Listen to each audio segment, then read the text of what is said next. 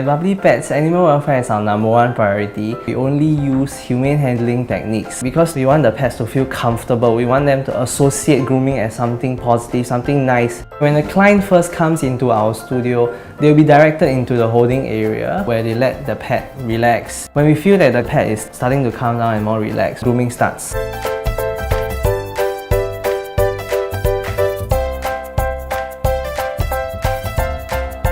During this time, the owner can stay, go for coffee and come back, or participate inside the grooming room together with their pets. When the pets are treated with care and concern here, the pet owners will be happy. That's what we want to do for the animals that come.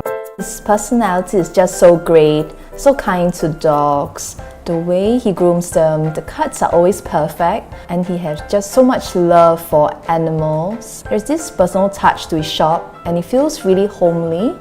And the product he carries are really great range. After the grooming is done, the pet is allowed back into the holding room where they can play with toys, drink water, or pee and poop. We want them to walk into the studio happily, wagging their tails and leaving the studio happily at the same time. As long as the shop is open, I will always come back.